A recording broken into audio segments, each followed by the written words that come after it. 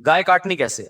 پہلی بات، آپ قصائی کو کنٹرول کرنے کا طریقہ کسی انسٹیٹیوٹ میں جا کے سیکھیں آپ، کیونکہ گائے سے زیادہ بقرعید کے دنوں میں قصائی کو کنٹرول کرنا مشکل کام ہے. حقیقت بتا رہا ہوں آپ کو. قصائی گڑبڑیں کرتے ہیں. پہلی بات، قصائی کیا کرتا ہے، کیونکہ اس کے پاس اس 3 دنوں میں نا بقرعید کے، قصائی سے زیادہ مہنگا دنیا میں کوئی آدمی ہوتا نہیں ہے. 3 دنوں سے پہلے بچڑا جو مہنگا تھا نا، اب بچڑے اس کی ساری قیمت کدھر چلی جاتی ہے؟ قصائیوں کی طرف. اب قصائی کی ویلیو ہے. تو قصائی پکڑائی میں نہیں آتے، ان کو ہوتی ہے جلدی. آپ لائے، پہلی گڑبڑ قصائی یہ کرتا ہے کہ جانور کو گرایا، منہ میں ہوتا ہے اس کا گٹکا، منہ میں ہوتا ہے پان، منہ ہلا ہی نہیں رہا ہوتا، تکبیر ہی نہیں پڑھ رہا ہوتا. وہ کیسے پڑے گا جب اتنا بڑا گٹکا منہ میں رکھ کے پیک کے ساتھ بیٹھا ہوا ہے؟ تو تکبیر نکلے گی تو گٹکا ضائع ہو جائے گا نا اس کا. نہیں آ رہی میرا خیال ہے بات سمجھ میں؟ تو وہ چھری چلا رہا ہوتا ہے. ابے بھائی، تو آپ نے کیا کرنا ہے، قصائی سے بولیں جانور گرا دو، اس کی ٹانگیں قبلہ رخ کر دو. جانور کی قبلہ رخ ٹانگیں جب کریں گے تو جانور کا رخ قبلے کی طرف ہو جاتا ہے. سمجھتے ہیں نا؟ لوگ کیا کرتے ہیں کہ وہ ٹانگیں ادھر ہے، منہ بیچارے کا گھما رہے ہوتے ہیں اس طرف کو. ٹھیک ہے نا؟ تو وہ بھی جانور بزبان حال کہتا ہے بیل میں ہوں، حرکتیں تیری ہیں بیل جیسی. تو اس کو گرا کے آپ نے کیا کیا، اس کا رخ کہاں کر دیا؟ قبلے کی طرف. بلکہ اور آسان کر کے بتاتا ہوں، جو ذبح کرنے والا ہے نا، اس کا رخ قبلے کی طرف ہونا چاہیے. سمجھتے ہیں بات کو؟ تو اس طرح سے جانور کو گرائیں کہ آپ کا رخ کہاں بن رہا ہو. تو پاکستان میں اس کا طریقہ یہ ہے کہ جانور کا جو سر ہے وہ ہو جنوب کی طرف. جانور کا سر کس کی طرف ہو؟ جنوب کی طرف. دم کا رخ کس طرف ہو؟ شمال کی طرف. اور ٹانگیں کس طرف ہو جانور کی؟ قبلے کی طرف. تو اس سے آپ کا ہاتھ بھی صحیح بیٹھے گا، آپ کا سینہ کس طرف ہو جائے گا؟ قبلے کی طرف ہو جائے گا. سمجھ رہے ہو؟ لیکن یہ اس جانور کے ساتھ جو آسانی سے اس کام کے لیے تیار ہو جائے. بعض دفعہ جانور اتنا خطرناک ہوتا ہے کہ اس کو گھمانے میں بہت ٹائم لگتا ہے، تو پھر قبلے کی طرف رخ کرنا کوئی ضروری عمل نہیں ہے. جیسے تیسے اس کو کاٹ کے جانور کو بھی تکلیف سے بچاؤ، خود بھی ٹینشن سے بچو. کیونکہ بعض دفعہ اتنی مشکل سے گرائے، قابو میں نہیں آ رہا، اس کو قبلہ رخ گھمانے کی جگہ نہیں مل رہی، اتنے چکر میں جانور ہی اٹھ کے اس نے آپ کو قبلے کی طرف لٹا دیا. سب لوگوں سب لیٹے ہوئے ہیں، ٹھیک ہے نا؟ ایسے بڑے واقعات ہوئے ہیں. تو کوئی تگڑا قسم کا جانور ہے، کنٹرول میں نہیں آ رہا، تو پھر تو جیسے تیسے ہو کر لو، تاکہ جانور کو بھی تکلیف نہ ہو، آپ کو بھی نہ ہو. لیکن نارملی اگر آسانی سے پاسبل ہو تو آپ نے کیا کرنا ہے کہ یہ بھی کر سکتے ہیں کہ اس کا سر شمال کی طرف ہو اور دم جنوب کی طرف ہو. یہ بھی صحیح ہے. مطلب یہ کہ ایک رخ اس کا شمال کی طرف اور ایک جنوب کی طرف. تو پھر پاؤں کس کی طرف ہوں گے؟ قبلے کی طرف. پھر آپ جب ذبح کرو گے نا تو آپ کا رخ کس طرف ہوگا؟ قبلے کی طرف. تو قصائی سے آپ چھری لے لیں. بعض دفعہ قصائی غیر مسلم بھی ہوتے ہیں، تو غیر مسلم کا ذبیحہ بھی اسلام میں حلال نہیں ہے. مشرک بھی ہوتے ہیں بعض دفعہ. میں نہیں کہہ رہا وہم کریں خام خواہ میں قصائیوں کی رپورٹ وہاں طلب کا شناختی کارڈ دکھائے، اسلام لکھا ہے کہ نہیں لکھا، اتنی تکلف کی ضرورت نہیں ہے. لیکن احتیاط کرنے میں میرا خیال ہے کوئی حرج. قصائی کو پہلے سے جانتے ہیں تو ٹھیک ہے، نہیں جانتے تو پھر خود ذبح کر لو بھائی، سنت ہے نا یہ. کیا خیال ہے؟ ہمارے نبی نے تو خود جانور ذبح کیا ہے، بیگم سے بھی ذبح کروا سکتے ہیں. تو اب آپ نے، بیگم سے اس لیے کہہ رہا ہوں کہ بعض لوگ سمجھتے ہیں کہ عورت ذبح نہیں کر سکتی، حرام ہو جاتا ہے، کوئی ایسا کچھ نہیں ہے. تو وہ بھی ذبح کر سکتی ہے. باقی زیادہ اس میں تفصیل میں نہیں جانا چاہتا. اب آپ نے کیا کیا کہ رخ آپ کا قبلے کی طرف ہے. قصائی سے صرف یہ پوچھ لیں چھری رکھنی کہاں پر ہے، کیونکہ ہمارے ایک جاننے والے نے بکرا ذبح کیا، یہاں سے کاٹ دیا، اتنی لمبی گردن اس کی. تو اتنا بھی نہیں ہوتا بھائی، جہاں سے کاٹنا ہے وہاں سے کاٹو. تو رکھ کے آپ نے زور سے بسم اللہ اللہ اکبر پڑھنا ہے. آہستہ سے نہیں پڑھنا، بلکہ آہستہ سے پڑھ لیں گے تو بھی قربانی ہو جائے گی، لیکن زور زور سے کیا پڑھنا ہے؟ بسم اللہ اللہ اکبر. اور علماء کہتے ہیں قریب والے لوگ بھی پڑھیں تاکہ چوری چلانے والے کو یاد آ جائے. آپ نے جب ذبح کیا تو صرف 4 رگیں کاٹنی ہیں اس کی. ایک نرخرا، یہ جو خوراک کی نالی ہے، ایک سانس کی نالی ہوتی ہے، اور 2 ودج ہوتی ہیں جو دل سے پریشر کے ساتھ خون دماغ کی طرف لے کے جا رہی ہوتی ہے نا. 2 نالیاں بہت پریشر سے اس سے خون نکلتا ہے. تو یہ 4 ٹوٹل نالیاں کٹ جائیں گی. اس کے بعد مزید کچھ نہ کاٹیں. آج کل قصائی کاٹتے چلے جاتے ہیں کیونکہ وہ چاہتے ہیں جانور جلدی ٹھنڈا ہو جائے، پھر جا کے وہ اندر نلی پہ چھورا مارتے ہیں اندر. اس سے جانور ٹھنڈا جلدی ہو جاتا ہے. لیکن اس کا نقصان کیا ہے کہ جانور کا خون جسم سے اچھی طریقے سے نہیں نکلتا. ذبح کرنے میں جو ایک بہت بڑی حکمت ہے وہ ہے کہ جانور کی باڈی سے اس کا خون نکل جائے سارا. خون اچھی چیز نہیں ہے. اب گورے بھی اس بات کو مان رہے ہیں، وہ بھی ذبح کی طرف آ رہے ہیں کہ بلڈ نکلنا چاہیے، خون میں بیماریاں ہوتی ہیں، خون کوئی انسانوں کے کھانے کی چیز نہیں ہے. تو اب اگر یہ حرام مغز میں جب وہ مارتے ہیں نا چھورا، اس سے جانور کے اعصاب ٹھنڈے ہو جاتے ہیں.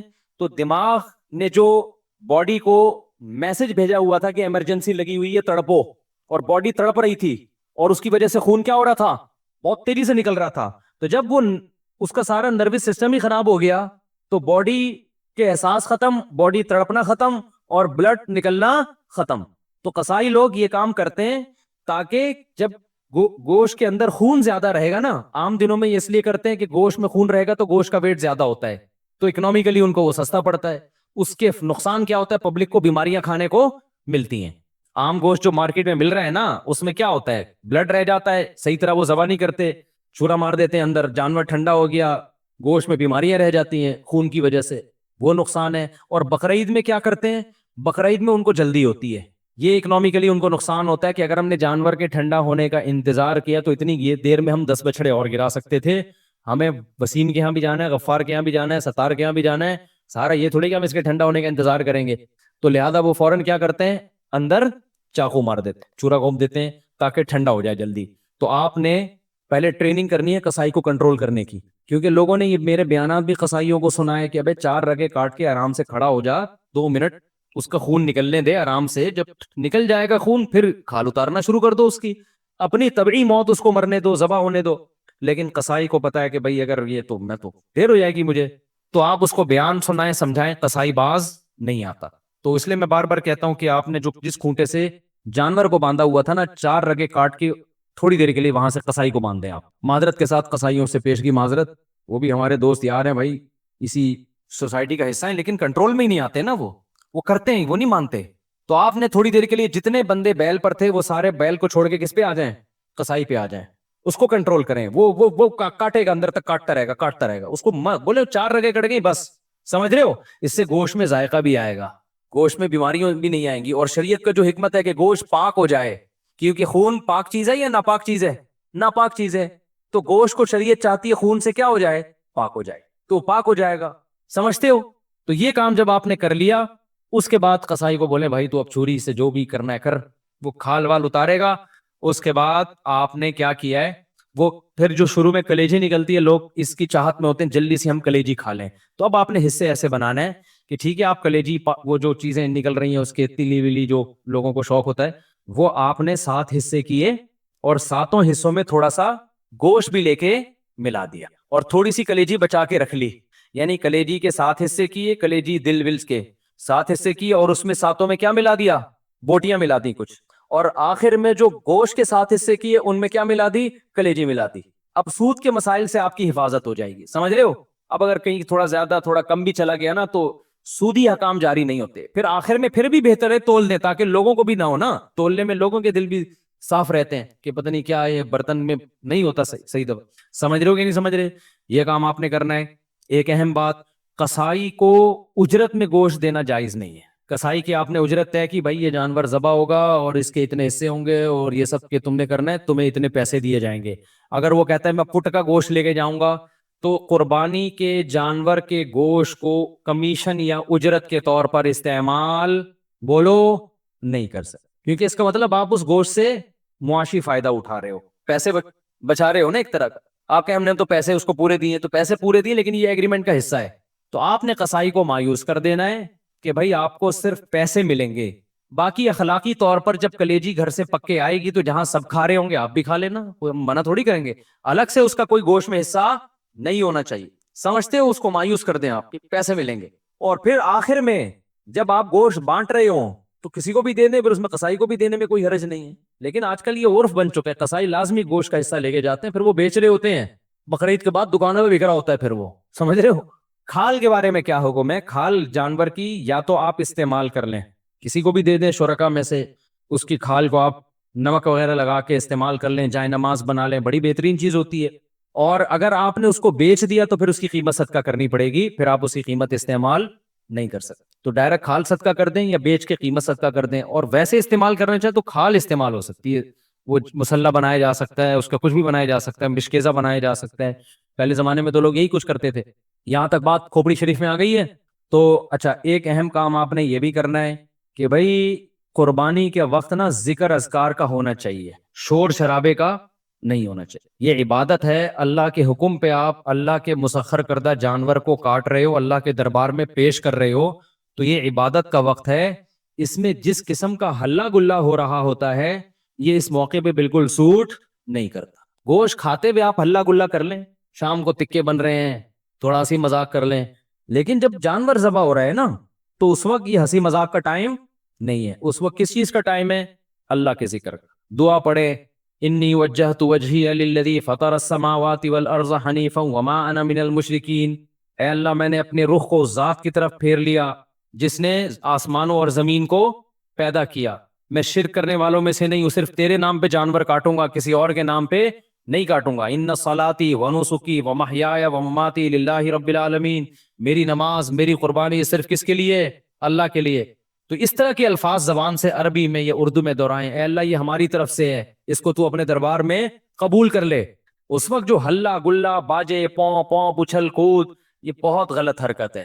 سمجھ رہے ہو کہ نہیں؟ بالکل ایسے موقع پہ مسلمان پہ یہ چیزیں سوٹ نہیں کرتی. جو عبادت کا موقع ہے اس میں آپ اس طرح کی انٹرٹینمنٹ کر رہے ہو کہ پتہ ہی نہیں چل رہا کہ کوئی شادی ہو رہی ہے یا عبادت ہو رہی ہے. سمجھ رہے ہو کہ نہیں سمجھ رہے؟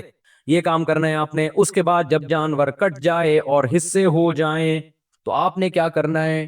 اگر آپ غریب ہیں, آپ کے بچوں کی تعداد زیادہ ہے, گوشت کھانے کو کم ملتا ہے سال میں غربت کی وجہ سے, فیملی بڑی ہے, تو سارا گوشت خود ہی کھا لیں.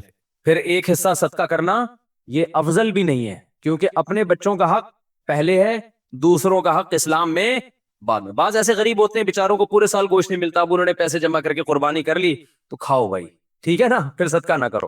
لیکن اگر اللہ نے آپ کو مالی وسعت دی ہے, آپ پورے سال گوشت کھاتے رہتے ہیں, تو پھر 1/3 گوشت کیا کر دیں؟ کم سے کم بولو صدقہ کر دیں, افضل ہے. کیونکہ قرآن کہہ رہا ہے کلو منہا, خود بھی کھاؤ اور مسکینوں کو بھی کھلاؤ. تو کم سے کم 1/3 گوشت کیا کر دیں آپ؟ وہ صدقہ کر دیں, آپ لوگوں کو کھلا دیں. آپ سمجھتے ہو کہ نہیں سمجھتے؟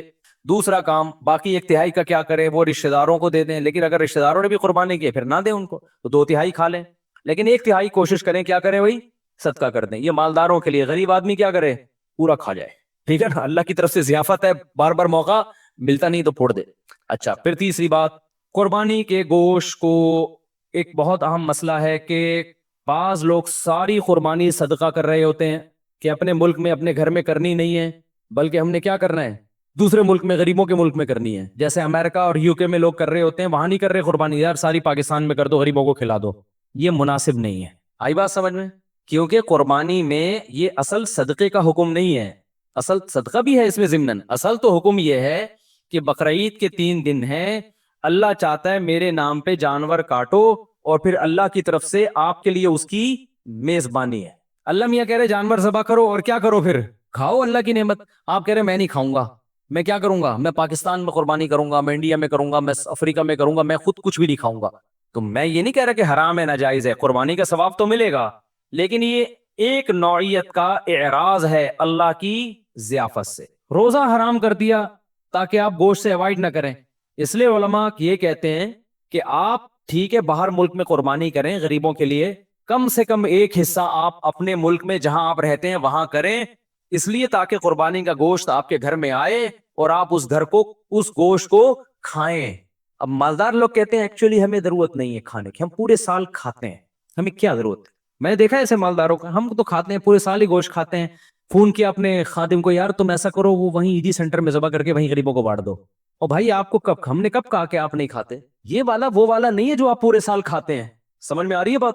یہ وہ والا گوشت نہیں ہے جو آپ پورے سال کھاتے ہیں. دیکھو آپ کے ابا نے آپ کو بلایا, آپ گئے, آپ کے ابا نے بڑی خوشی کا اظہار کیا میرا بیٹا آج مجھ سے ملنے کے لیے آیا ہے, اور آپ کے ابا نے آپ کے لیے دال چاول لا کے رکھ دی. آپ کا ابا میں دال چاول, میں تو ویسے ہی اتنا کھاتا پیتا آدمی ہوں, میں تو کوفتے کھاتا ہوں, اور ابھی بھی میں نے تھوڑی دیر پہلے برگر کھایا, تو ایکچولی یہ آپ لائیں میں دے دوں, شاپر میں ڈال کے دے دیں, میں کسی محلے میں کسی کو صدقہ کر دیتا ہوں. آپ نے شاپر میں ڈالا اور آپ نے کہا صدقے کا ثواب لوں گا میں.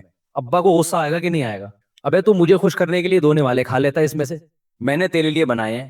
تو جس میں تکبر ہوگا وہ نہیں کھائے گا, جس میں تواضع ہوگی وہ پیٹ بھرا ہوا بھی ہوگا نا, تو ابا کے سامنے دال چاول ایسے کھائے گا جیسے کئی دن کا بھوکا ہوں میں. کیا خیال ہے بھائی؟ ایسے کھائے گا جیسے کئی دن کا بھوکا ہوں میں. وہ کہے گا میں تو, مجھے تو بہت مزہ آ رہا ہے اس کے کھانے میں, بڑا دل چاہ رہا تھا میرا کھانے کو, آپ نے بڑے صحیح ٹائم پہ ابا میرے لیے دال چاول کا انتظام. ایسے موقع پہ کہنا ابا شاپر میں ڈال دو, میں پاکستان میں صدقہ کر دیتا ہوں. ٹھیک ہے نا, وہاں غربت زیادہ ہے. تو یہ جو باہر ملکوں میں, لندن میں, امریکہ میں لوگ اپنے گھر میں ذرا بھی قربانی نہیں کرتے, یہ غلط کرتے ہیں. ٹھیک ہے آپ پاکستان غریب ملک ہے, یہاں بھی قربانی کر لیں, لیکن اگر ایک ہی حصہ کرنا ہے نا تو پھر اپنے گھر میں کریں, صدقہ بعد میں کر دینا آپ, کیونکہ اللہ میاں یہ گوشت یہ وہ بکرا نہیں ہے جو آپ روزانہ کاٹ کے کھاتے ہیں, یہ وہ بکرا ہے جو کون کھلا رہا ہے, اللہ کھلا رہا ہے. تو اس میں تکبر کہ ایکچولی ہمیں تو ضرورت نہیں ہے, ایکچولی ٹوپی ڈرامے چھوڑ دو بھائی, اللہ کھلا رہا ہے, شوق سے کیا کرو, کھاؤ. اللہ نے ہمیں بھی رزق دیا الحمدللہ. مجھے یاد ہے ایک دفعہ بقرعید میں کیا ہوا کہ جی وہ میرا سفر تھا, اب دال چاول ہی مل رہی ہے بقرعید کے دن. مجھے اتنا غصہ آیا, یار آج ہماری عید کا دن ہے, کہیں سے گوشت لے کر آؤ بھائی قربانی کا. میں نے ساتھیوں کو ہلا دیا, پھر انہوں نے انتظام کیا بھائی وہ فلاں جگہ. میں نے کہا بھائی گوشت کھائیں گے یار, ہم یہ پاگل تو ہم مسلمان ہیں بھائی, بقرعید کے دن ہم پاگل ہیں کہ مرغی چکن بریانی مجھے لا کے بقرعید میں رکھ دی سفر کی وجہ سے نا. میں نے کہا ہم نہیں کھائے گا چکن بریانی, ہمیں قربانی کا کیا چاہیے, گوشت. اللہ کو یہ ادا ایسے موقع پہ کیا ہوتی ہے, پسند ہوتی ہے. ہمارے نبی کو کھانے پینے کا بالکل شوق نہیں تھا. سب سے زیادہ کھانے پینے سے ایوائڈ کس نے کیا ہے, سید الانبیاء محمد صلی اللہ علیہ وسلم نے. آپ تو فاقوں سے رہتے تھے, بقرعید کے دن آپ کھاتے نہیں تھے جب تک جانور ذبح نہ ہو جائے اور پہلا نوالا گوشت کا آپ کے پیٹ مبارک میں نہ جائے. سمجھ رہے ہو کہ نہیں سمجھ رہے, اپنا شوق دکھانے کے لیے کہ ہم آج نہیں کھائیں گے, پہلا نوالا کیا جائے گا ہمارے پیٹ میں, قربانی کے گوشت کا. تو اللہ سے استغنا مت دکھاؤ, اللہ کے سامنے تکبر بولو مت کرو, وہاں عاجزی ظاہر کرو, اللہ ہم تو کھاتے رہتے ہیں, وہ بھی تو ہی کھلاتا ہے, اپنے خرچے پہ کون سا کھاتے ہیں ہم, ٹھیک ہے نا. تو ان دنوں میں تو کھلائے گا ہم کھائیں گے.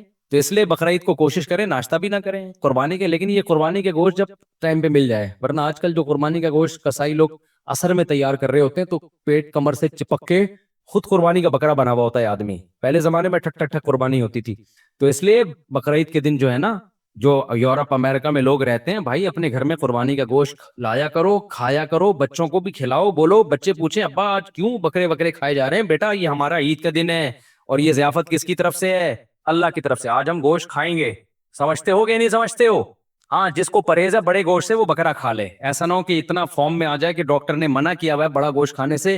بعض لوگ یہ بھی کر رہے ہوتے ہیں, بھائی اللہ میاں نے جب کھلا رہا ہے تو میں تو کھاؤں گا, ڈاکٹر کہہ رہا ہے تو گائے مت کھا, ٹھیک ہے نا, تیرا کولیسٹرول بہت بڑھ چکا ہے.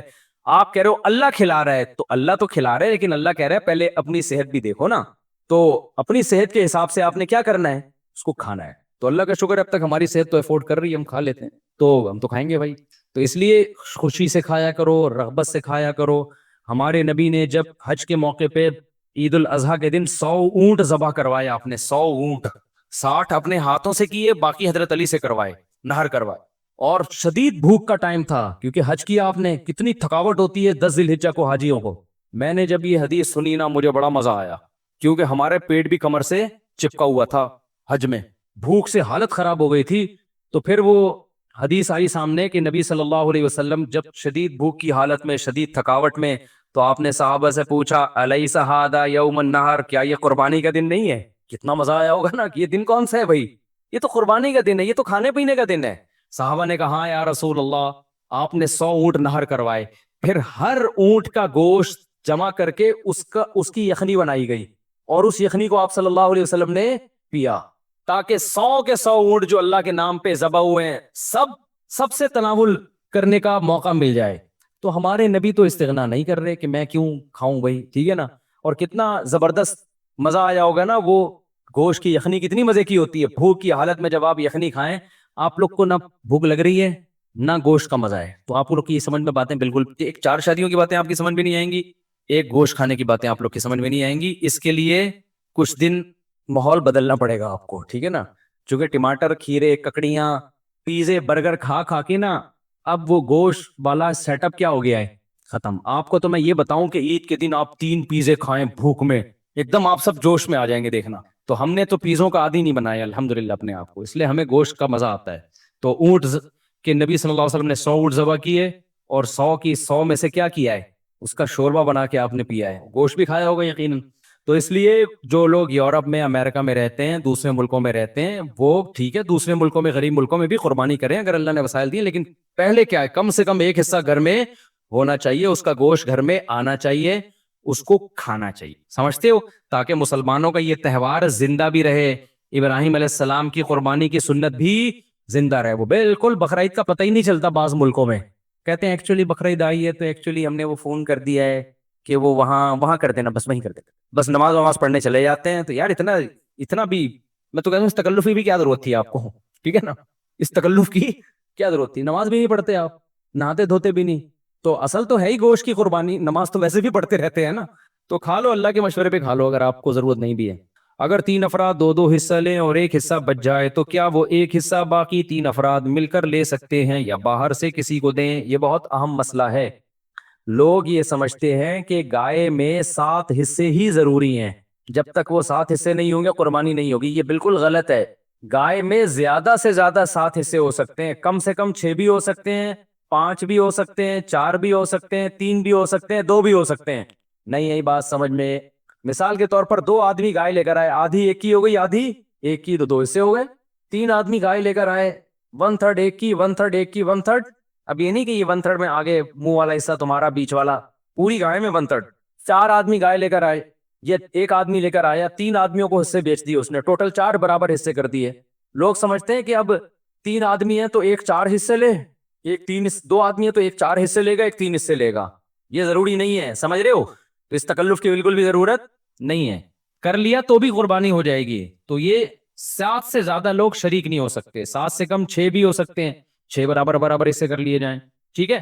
اچھا, گائے کے حصوں کو میرے بھائی خوب سمجھ لو. گائے یا اونٹ میں جب 7 لوگ یا 4 لوگ یا 3 لوگ شریک ہوئے تو جتنے بھی شریک ہوں گے تو خوب سمجھ لیں, گائے کے 7 حصے جو کیے جائیں گے یا 3 یا 4 حصے, وہ تول کے کرنا ضروری ہے, اندازے سے کرنا جائز نہیں ہے, چاہے سارے راضی بھی ہوں, کیونکہ گوشت سودی اموال میں سے ہے. ایک بوٹی بھی زیادہ چلی گئی تو وہ سود کے حکم میں ہوگی, کیونکہ جب ہم حصے تقسیم کر رہے ہوتے ہیں تو اصل میں بیع و شراء کا عمل ہو رہا ہوتا ہے, خرید و فروخت کا, کہ آپ کا حصے کا جو گوشت ہے وہ میں نے خریدا, اس گوشت کے بدلے میں جو میرے پاس ہے وہ میں نے آپ کو بیچا. تو گوشت کے بدلے میں جب گوشت بکتا ہے تو وزن میں تول ضروری ہے. ذرا سا بھی زیادہ ہو گیا تو وہ کیا ہے؟ ربا ہے, سود ہے. جب وہ سود اس میں شامل ہوگا تو وہ سب کے لیے ناجائز ہو جائے گا. لہذا یا تو تول کے تقسیم کریں یا سود سے بچنے کے لیے ایک کام کر لیں کہ 7 حصوں میں کلیجی ملا دیں, کیونکہ جب ایک جنس میں دوسری جنس شامل ہوتی ہے پھر جو اضافہ ہوتا ہے نا وہ مخالف جنس کی طرف نسبت کر دی جاتی ہے اس کی. یہ سودی احکام ہے, سمجھ میں آ جائیں ٹھیک ہے, نہیں آئے تو پھر کسی اور وقت بیٹھ کے چھاؤں میں آئیے گا, سمجھا دوں گا بیٹھ کے. ابھی تو مسئلے پر عمل کر لیں, سمجھ رہے ہو؟ تو آپ نے کیا کرنا ہے کہ جب گائے کٹے گی, ذبح ہوگی, 7 حصوں میں ڈیوائڈ کیا, اس کو 7 میں تھوڑی تھوڑی کلیجی رکھ دی, سمجھتے ہو؟ اور کلیجی کے بھی 7 حصے کیے شروع میں, 7 میں تھوڑا تھوڑا گوشت بھی رکھ دیا, تاکہ کلیجی میں بھی سود کا حکم نہ ہو اور گوشت میں بھی سود کا حکم نہ ہو. مخالف جنس جب آتی ہے نا تو اس کی مثال ایسے, جیسے 10 روپے کے بدلے آپ نے 9 روپے خریدے تو ناجائز ہو گیا نا, لیکن 9 روپے کے ساتھ ایک ماچس کی ڈبی ملا لو گے آپ, تو مخالف جنس جب ملاؤ گے تو ادھر جب 1 روپیہ زیادہ ہوا وہ اس ماچس کے مقابلے میں ہو جائے گا. تو ادھر اگر گوشت زیادہ ہو گیا تو کلیجی کے مقابلے میں ہو جائے گا, ادھر کلیجی زیادہ ہو گئی تو گوشت کے مقابلے میں ہو جائے گی. تو سود سے بچنے کے لیے یہ جائز طریقہ ہو جائے گا. ہیلے کی 2 قسمیں, ایک ہیلا وہ جو حرام کی طرف جانے کے لیے ہوتا ہے, ایک ہیلا وہ ہوتا ہے جو سود سے بچنے کے لیے ہوتا ہے. تو یہ ہیلا جائز ہیلا ہے. آج کل بعض اسکالرز ایسے آگے ہیں کہ ہیلے اسلام میں جائز نہیں, تو ہیلا تدبیر کے معنی میں, کیونکہ ایسے ہیلے نبی نے خود بتائے ہیں ہمیں سود سے بچنے کے لیے. سمجھتے ہو کہ نہیں سمجھتے؟ قرض لے کے قربانی کرنا, صاحب نصاب آدمی جو ہر سال قربانی کرتا تھا, پیسے کی تنگی کی وجہ سے قربانی نہ کر سکے, تو کیا یہ جائز ہوگا یا پھر قرض لے کر قربانی کرنا ضروری ہوگا؟ محمد تسلیم اختر انڈیا سے. اگر وہ صاحب نصاب ہے تو اس پر قربانی واجب ہے, قرض لے کے کرے یا کسی طرح بھی کرے, اور اگر صاحب نصاب نہیں ہے تو قربانی واجب نہیں ہے, لیکن قرض لے کے بھی قربانی کی جا سکتی ہے, بشرطے کہ آپ کو قرض ادا کرنے کا یقین ہو کہ میں ادا کر سکتا ہوں. مرحومین کی طرف سے قربانی کا طریقہ, مرحوم کی طرف سے قربانی کا حصہ ڈالنے کے بارے میں طریقہ اور تفصیل بتا دیں. عمران انڈیا سے. کوئی طریقہ نہیں ہے, یہی طریقہ ہے کہ اللہ یہ قربانی میرے فلاں مرحوم کی طرف سے. کیا مطلب؟ قربانی تو آپ کی طرف سے لیکن اس کا ثواب فلاں مرحوم کو پہنچے. ایک مرحوم یا ہول سیل کے حساب سے بہت سارے مرحومین تک نیت کر لیں, سب ٹھیک ہے. نبی صلی اللہ علیہ وسلم نے ایک دمبا اپنی طرف سے اور ایک پوری امت کی طرف سے کیا, تو ایک مرحوم کی طرف سے بھی کر سکتے ہیں, زیادہ کی طرف سے بھی کر سکتے ہیں, ہوگی وہ آپ ہی کی طرف سے, ثواب مرحوم کو پہنچے گا, بس دل میں نیت کافی ہے. فاسق و فاجر سے کون سی مشابہت منائے؟ کیا قربانی کی رقم کسی ہسپتال یا رفاہی ادارے میں دے سکتے ہیں؟ عجیب بات ہے, عنوان کچھ اور لگا ہے, سوال کچھ اور ہے. عنوان یہ ہونا چاہیے قربانی کی رقم کسی ہسپتال یا رفاہی ادارے میں دینا. کیا قربانی کی رقم کسی ہسپتال یا رفاہی ادارے میں دے سکتے ہیں؟ اس بارے میں کیا حکم ہے؟ نہیں دے سکتے. قربانی کی رقم سے قربانی ہی کرنی پڑے گی. ہاں اگر کوئی رفاہی ادارہ قربانی ہی میں لگا رہا ہے اس کو, پھر تو ٹھیک ہے. صدقہ خیرات میں قربانی کی رقم استعمال کرنے سے قربانی کا فریضہ ادا نہیں ہوگا. اور آپ کو اگر کسی نے قربانی کے لیے رقم دی ہے تو جانور ہی قربان کرنا پڑے گا اس سے, اور اپنی قربانی بھی جب تک نہیں ہوگی جب تک جانور ہی قربان نہ کریں گے آپ. اجتماعی قربانی میں ایک نیت ٹھیک نہ ہو سب کی قربانی ضائع ہو جائے گی. اجتماعی قربانی میں یہ جو کہا جاتا ہے اگر ایک کی نیت بھی ٹھیک نہ ہو تو سب کی قربانی خراب ہو جائے گی, کیا یہ بات صحیح ہے؟ اور نیت خراب ہونے کا کیا مطلب ہے؟ بنت محمد اعظم ہاشمی منڈی بہاؤالدین. اگر ایک کی نیت بھی گوشت کھانے کی ہے, جانور کاٹنے کی نیت, ایک جانور میں 7 آدمی شریک ہیں اور ایک کی نیت ہے کہ میں قربانی نہیں کر رہا, میں تو گوشت کھانے کے لیے لے رہا ہوں حصہ, تو 7 کی قربانی ضائع ہو جائے گی.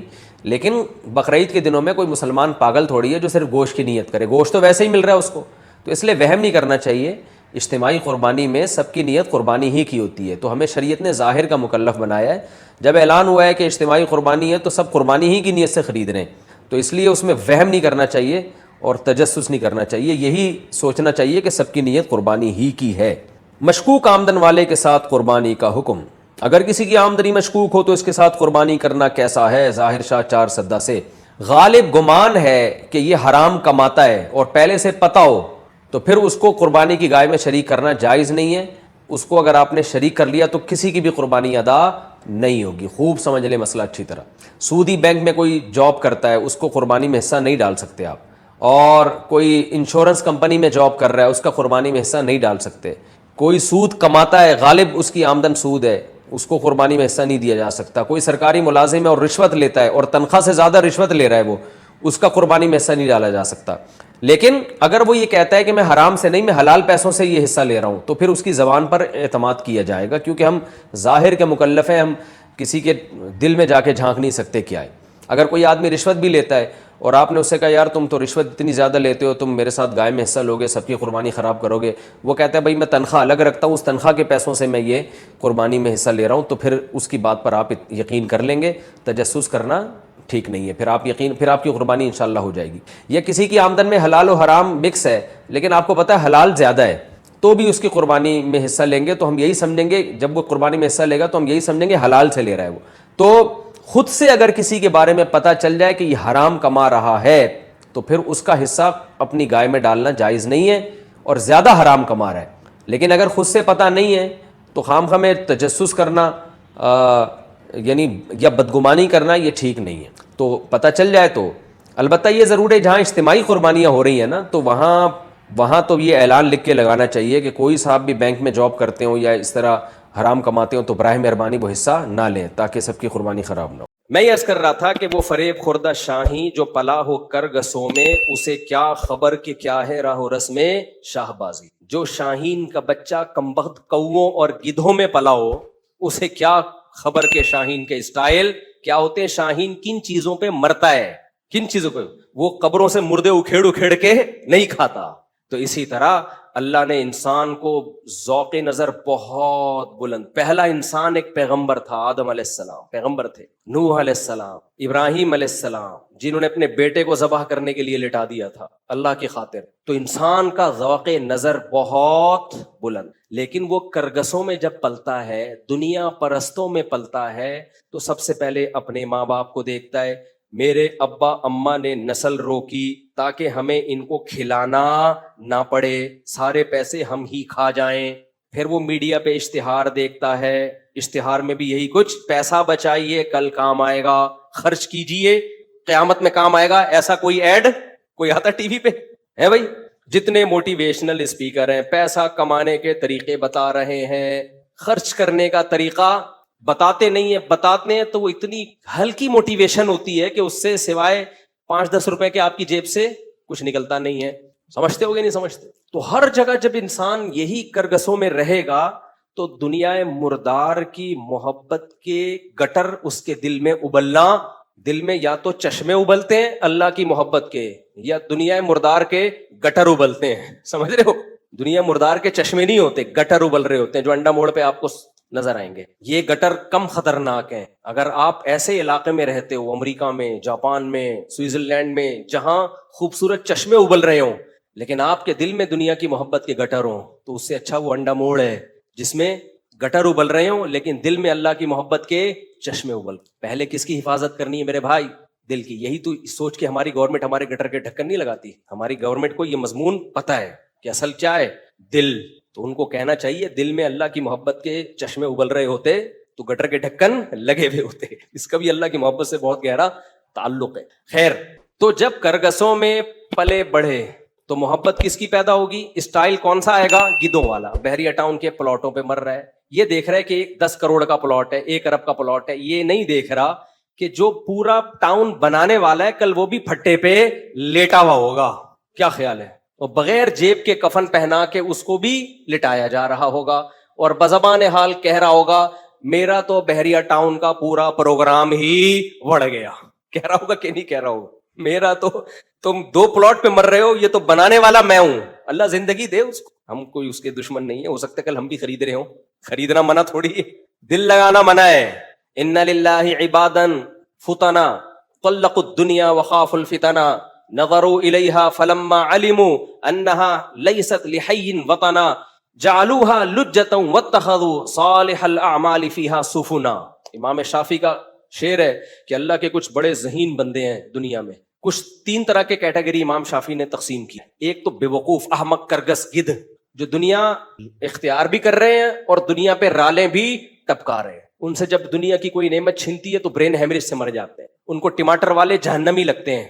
ہر وقت ان کی یہی ٹینشن ہے, میرا گھر اچھا, میرا لباس اچھا, میری خوراک اچھی, میری عزت, میری شہرت.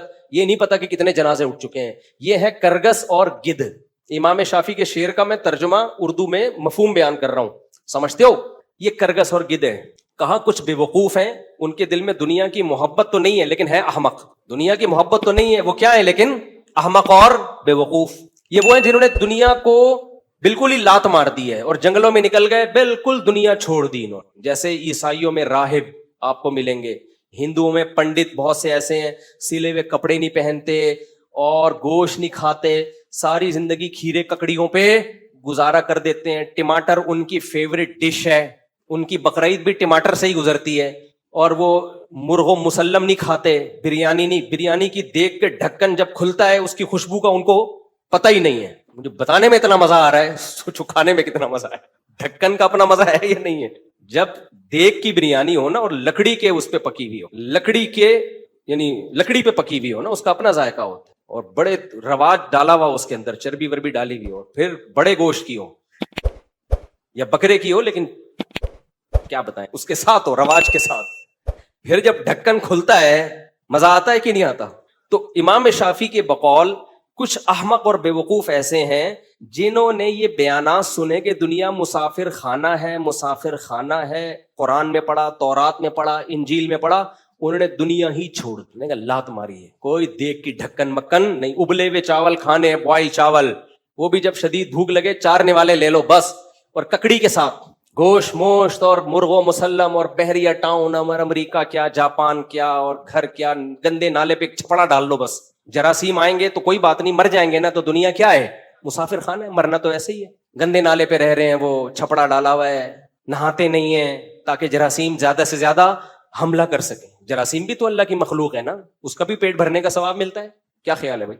ایک صاحب کو میں نے کہا کہ پانی بوائل کر کے, وہ ڈاکٹر کہہ رہے ہیں کہ جراثیم بہت آ رہے ہیں. اس نے کہا ان کی لاشیں تو پھر وہ اندر ہی رہ جائیں گی, پانی بوائل کریں گے جراثیم لاشیں تو اندر ہی ہوں گی. میں نے کہا بھائی علوم ہیں یہ علوم, یہ وہ علوم ہیں جو روحانی عاملوں کے پاس ہوتے ہیں, یہ علم نہیں ہے. یہ کیا ہے؟ علوم. میں نے کہا میرے پاس اس کا جواب, وہ لاشیں بھی تو پیٹ میں جائیں گے. اب کسی ڈاکٹر سے پوچھوں گا بھائی وہ لاشوں کا وہ کیسے نکالیں ہم, جراثیم کو جب پانی کو جب ہم بوائل کریں تو اندر لاشوں کو ہم کیسے نکالیں؟ علوم تو ہیں بہرحال. خیر, تو دوسرے وہ لوگ ہیں جنہوں نے دنیا کو کیا کر دی؟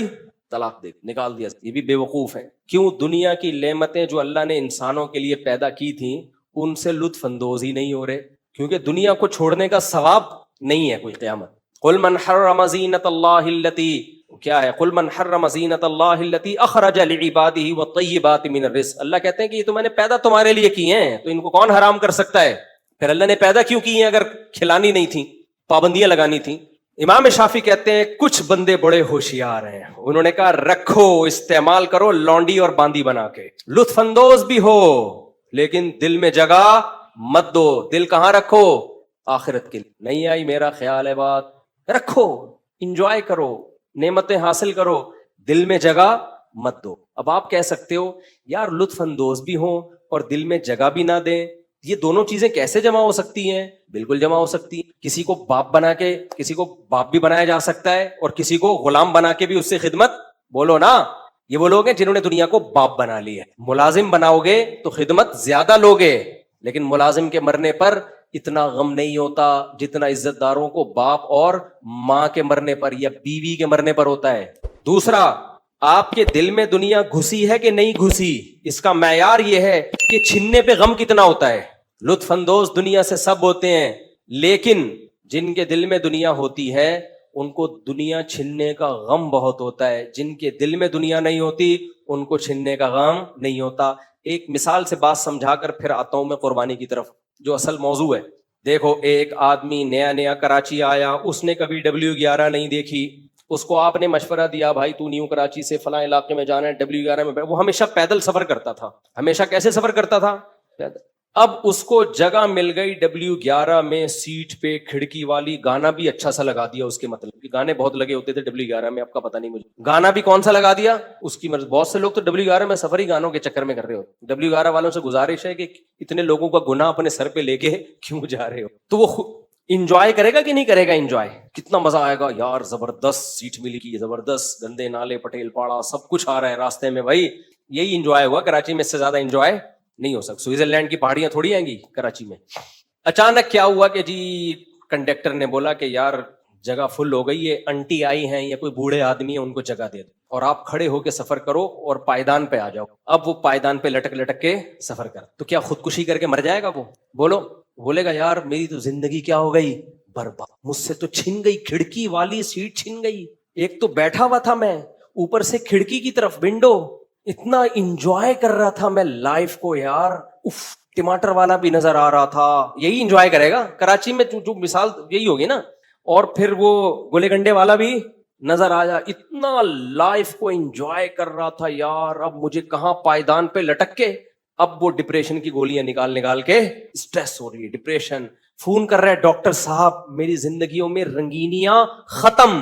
ڈاکٹر اگر اسی جیسا بے وقوف ہوگا تو اس کو میڈیسن لکھ کے دے دے, اور اگر تھوڑی سی کھوپڑی ہے تو ڈاکٹر اس سے پوچھے گا ٹینشن کس بات کی ہو رہی ہے, کہے گا حضرت میں پائیدان پہ سفر کر کے جا رہا ہوں, کھڑکی والی جگہ پہ تھا, ونڈو سیٹ ملی ہوئی تھی, اب کس پہ آ گیا ہوں؟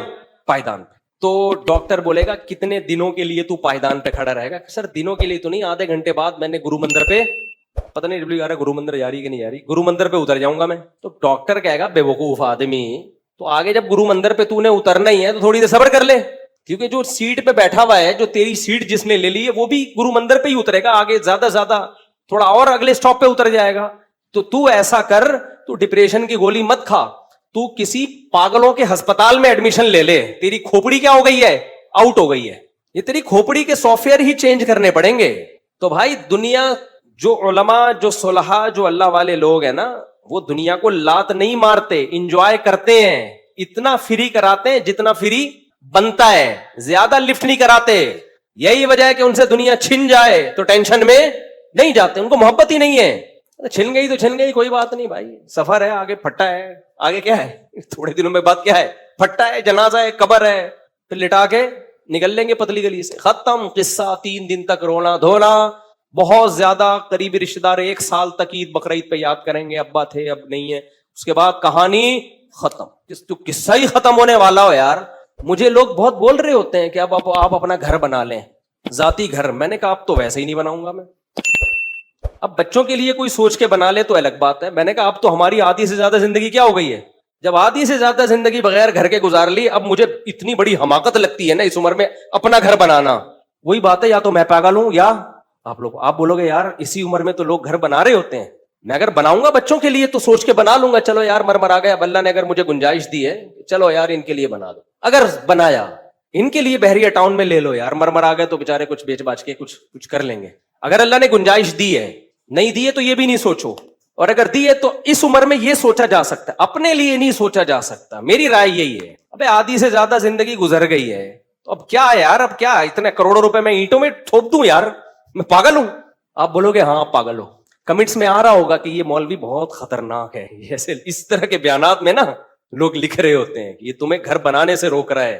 سمجھتا نہیں ہے بات کو. وجہ اس کی ہے بھائی, آدھی سے زیادہ زندگی گزر چکی, اور یہ بھی کنفرم نہیں ہے کہ آدھی سے زیادہ گزرنا تو کنفرم ہے, پھر آدھی سے زیادہ کتنی, 75% کی 80% کی 90%, یہ کنفرم نہیں ہے. اتنا تو کنفرم ہے کہ آدھی سے زیادہ گزر گئی ہے. ساری زندگی گزار لی, اب کیا کرنا ہے بھائی, کیا خیال ہے بھائی؟ तो चलते फिरते ही जिंदगी गुजार लो, फ्री फोकट में मिल रहा हो तो ले लो, 5-10 हजार का मिल रहा है तो भी ठीक है। इतने करोड़ों रुपए फूक दो यार अपने लिए। हाँ, अपने बीवी बच्चों के लिए इस उम्र में कर ले, अगर अल्लाह ने गुंजाइश दी है तो ठीक है, अपने लिए तो बेवकूफों वाली बात। इतने पैसे क्यों थोप दो भाई, इतने पैसों से क्या करो, एंजॉय करो। आप कह सकते हैं अपने घर में भी तो एंजॉय करता है, तो किराए वाले घर में ज्यादा एंजॉय कर, वाट लगाता है उसकी, टेंशन उसको दो। आपने अपना घर किसी को किराए पे दे दिया ना, आपके करोड़ों रुपए लगे, टेंशन वो देगा आपको। तो हमेशा दूसरे की हमाकत से फायदा उठाया करो। उसने करोड़ों रुपए बनाए, आप चंद हजार किराया देके फुल टेंशन दो, क्योंकि जो किराएदार टाइम पे किराया नहीं देते, किराया बढ़ाते नहीं है। मकान की ऐसी इतना कमबख्त, जब किराएदार मकान खाली करके जाता है ना, कमबख्त ने इतना किराया नहीं दिया होता जितना मालिक मकान की रिपेयरिंग पे लग जाता, रिपेयरिंग पे लगा देता है पैसा, कख भी हाथ में नहीं आता।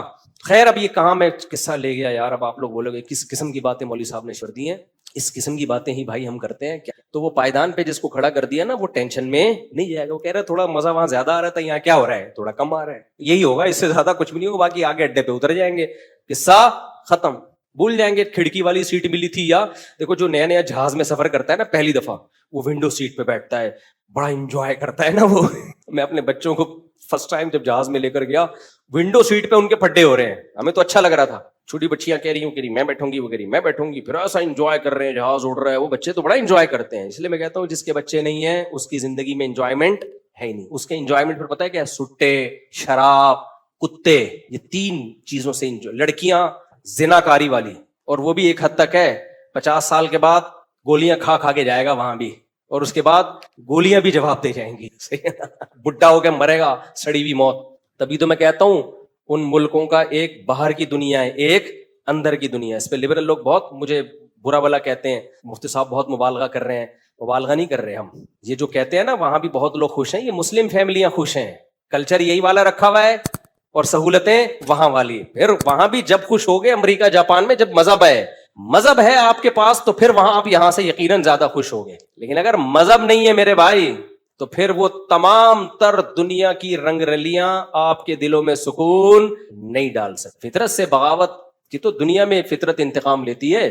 तो खैर, तो अल्लाह चाहते हैं कि ये बंदा दुनिया को मुसाफिर खाना समझे, और अल्लाह ने इसको पैदा किसके लिए किया, बोलो, अपने लिए। तो अल्लाह की नजर में कामयाब इंसान वो है जो अल्लाह के हवाले कर दे अपने आप को, जिसको उबूदियत कहा जाता है। अब्द अरबी में गुलाम को कहते हैं, आबिद गुलामी करने वाला, और उबूदियत इस अमल को, अपने आप को खुदा के, बोलो, सुपुर्द कर देना।